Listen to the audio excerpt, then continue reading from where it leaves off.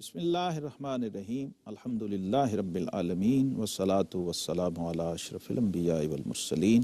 وعلی آلہ وصحبہ اجمعین۔ اہل عرفاں کا ناز ہیں خواجہ، اہل عرفاں کا ناز ہیں خواجہ، اور پاک دل پاک باز ہیں خواجہ، پاک دل پاک باز ہیں خواجہ، آج تک پا نہیں سکا کوئی، ایسا قدرت کا راز ہیں خواجہ۔ ناظرین محترم، پاک دل و پاک باز حضرت خواجہ معین الدین چشتی اجمیری رحمۃ اللہ تعالی علیہ بر صغیر پاک و ہند میں عطائے رسول بن کر اور سلطان الہند بن کر جلوہ افروز ہوئے، اور سرزمین اجمیر کو آپ نے مرکز رشد و ہدایت بنایا، اور اس دھرتی کو کفر، شرک اور جاہلیت کے اثرات سے پاک فرمایا۔ اپنی نگاہ ولایت سے اور اپنی چشم کیمیا اثر سے آپ نے لاکھوں دلوں کو خالق حقیقی کا وصل عطا کیا اور معرفت الہی کا بیج دلوں کی زمین میں بویا۔ اہل طریقت، اہل معرفت، اہل روحانیت اور خصوصاً آپ کے فیض یافتہ اہل محبت آپ کو شیخ شیوخ طریقت، اصل اصول حقیقت، صاحب اسرار الہی اور متصف باوصاف صاحب صاحی، وارث الانبیاء والمرسلین، نائب رسول اللہ فی الہند، حضرت خواجہ معین الحق والشرع والدین کے نام سے یاد کرتے ہیں۔ خواجہ معین الدین حسن سجزی قدس اللہ سرہ العزیز ورحمۃ اللہ تعالی علیہ ہمارے وہ محسن اعظم ہیں کہ جن کا شکرانہ تمام اہل ایمان خصوصاً جو پاک و ہند کی سرزمین کے رہنے والے ہیں ان پر لازم و واجب ہے، کیونکہ ہمیں حکم ہے کہ من لم یشکر الناس لم یشکر اللہ، جس نے بندوں کا شکر ادا نہیں کیا اس نے اپنے رب کا شکر بھی ادا نہیں کیا۔ تو یہ ہمارے وہ محسن ہیں جنہوں نے ہمیں دین کی دولت سے آشنا کیا، ایمان کے خزانے اور ایمان کے جواہر ہمیں عطا فرمائے۔ حضرت خواجہ غریب نواز خواجہ معین الدین چشتی اجمیری رحمۃ اللہ تعالی علیہ کی تعلیمات، آپ کے ملفوظات اور آپ کے آثار پر مبنی یہ پروگرام ہم آپ کی خدمت میں مسلسل پیش کریں گے، اور معنوی طور پر ہم کوشش کریں گے کہ ہم خواجہ غریب نواز کی روحانیت سے اور ان کی صحبت سے استفادہ کر سکیں۔ حضرت خواجہ معین الدین چشتی اجمیری رحمۃ اللہ تعالی علیہ تعلیم، تربیت اور روحانیت کے مراحل طے کرتے ہوئے جب مسند ارشاد پر فائز ہوئے اور آپ کے شیخ حضرت خواجہ عثمان ہرونی رحمۃ اللہ تعالی علیہ نے آپ کی تربیت فرمائی اور آپ کو ریاضت و مجاہدے کے مراحل سے گزارا، اور قدرت الہیہ نے آپ کی دستگیری فرمائی اور آپ کو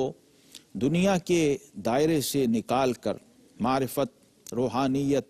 اور سیر سلوک کی طرف گامزن کیا، تو یہ ہمیشہ ہوتا ہے کہ مولوی ہرگز نشد مولائے روم، تا غلام شمس تبریزی نشد۔ کوئی چیز بھی اپنے آپ نہیں بنی ہے، کوئی معمولی سے معمولی چیز بھی ایسی نہیں جو از خود بن گئی ہو، اس کا کوئی بنانے والا ہوتا ہے۔ کوئی بھی اچھی تصویر مصور کے بغیر نہیں بنتی، کوئی بھی اعلیٰ ترین عمارت معمار کے بغیر پائے تکمیل کو نہیں پہنچتی۔ تو ایک سلطان الہند اور غریب نواز از خود کیسے تیار ہو سکتا؟ اگرچہ قدرت کی جو دستگیری ہے وہ اس کے ساتھ ہوتی ہے، لیکن ساتھ ساتھ رب کائنات اپنے ان دوستوں کے لیے، اپنے اولیاء کے لیے وہ اسباب بھی فراہم کرتا ہے جو ان کی تربیت اور ان کی تیاری کے لیے ناگزیر ہوتے ہیں۔ چنانچہ ہم دیکھتے ہیں کہ حضور خواجہ غریب نواز رحمۃ اللہ تعالی علیہ اپنے اس باغ سے لے کر جو آپ کو وراثت میں ملا تھا، اور ایک مجذوب حضرت ابراہیم قندوزی رحمۃ اللہ تعالی علیہ جن کا تعلق افغانستان کے صوبہ قندوز سے تھا، ان کی جب خدمت کرتے ہیں، انہیں جوس پلاتے ہیں، پھل کھلاتے ہیں اپنے باغ کا، تو وہ دعا دیتے ہیں اور اپنی گدڑی سے ایک روٹی کا سوکھا ٹکڑا آپ کو کھلاتے ہیں،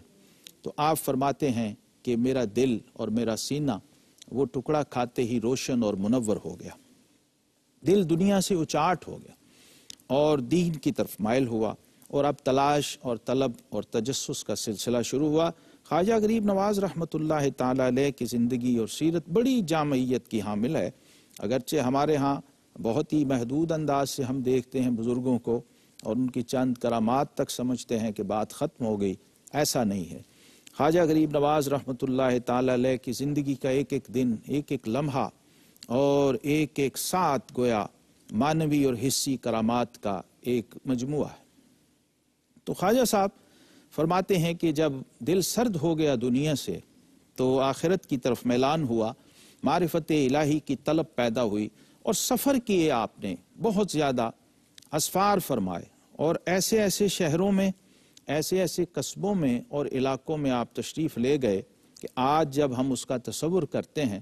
تو سمجھ آتی ہے کہ یہ ہر سفر بھی گویا مجاہدے کی ایک کڑی تھا، ریاضت کا ایک باب تھا جو خواجہ غریب نواز رحمۃ اللہ علیہ طے کرتے چلے گئے، اور پھر بغداد شریف جیسے شہر سے، اصفہان سے، ہرات سے، اپنے شہر اپنے علاقے چشت سے ہوتے ہوئے حرمین شریفین تک آپ فرماتے ہیں میں پہنچا، اور اپنے شیخ خواجہ عثمان ہرونی رحمۃ اللہ تعالی علیہ کے ساتھ 7 سال پیدل مسلسل حج کے لیے جاتے رہے، اور آپ بتاتے ہیں کہ 20 سال کی اپنے شیخ کی ریاضت، مجاہدے اور ان کی خدمت اور ان کی رضا اور خوشنودی میں گزارنے کے بعد میرے پیر و مرشد نے مجھے اجازت دی اور مسند ارشاد پر فائز کیا، اور میری ڈیوٹی ہندوستان کی طرف لگائی گئی۔ خواجہ صاحب فرماتے ہیں کہ جب میں اپنے شیخ کے ساتھ حج پہ جاتا تھا تو چونکہ سفر پیادہ ہوتا تھا تو اس میں فرماتے ہیں ضروریات سفر کا بھی خیال رکھتا، اور کوشش یہ ہوتی کہ پانی جو ہے اپنے شیخ کو وضو کے لیے وہ گرم فراہم کیا جائے، کیونکہ پہاڑی سفر ہوتا تھا، سرد علاقوں کا سفر ہوتا تھا۔ تو آپ فرماتے ہیں کہ میں ہمیشہ انگیٹھی کو اپنے سر پہ رکھتا اور اس پر پانی رکھتا کہ وہ گرم رہے، اور جب میرے شیخ طلب کریں تو میں ان کی خدمت میں وضو کا پانی پیش کر دوں۔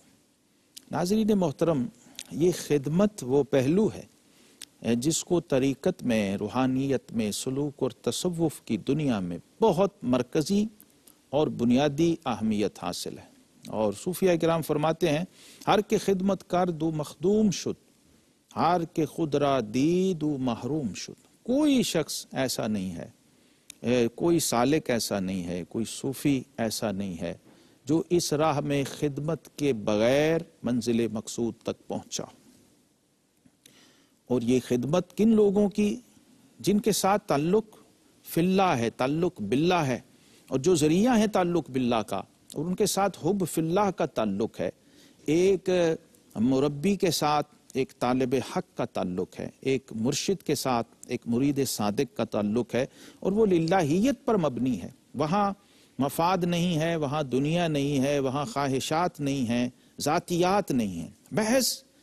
وسیلہ ہے وہ مرشد اپنے محبوب حقیقی تک پہنچنے کا۔ چنانچہ فرماتے ہیں کہ یہ 7 سال یوں جو سفر میں گزرے تو آخر میرے شیخ نے خوش ہو کر مجھے بارگاہ الہی میں پیش کیا، اور حرم کعبہ میں میرا ہاتھ اٹھا کے اللہ کی بارگاہ میں کہا کہ مولا یہ معین الدین ہے، میں اس کو تیری بارگاہ میں پیش کرتا ہوں، اور پھر حضور علیہ السلام کی بارگاہ میں پیش کیا، اور وہاں سلام کیا، اور جواب آیا وعلیکم السلام یا قطب المشائخ۔ خواجہ غریب نواز کا ذکر، آپ کی تعلیمات جاری ہیں انشاءاللہ العزیز۔ اگلے پروگرام میں پھر آپ سے ملاقات ہوگی۔ السلام علیکم ورحمۃ اللہ وبرکاتہ۔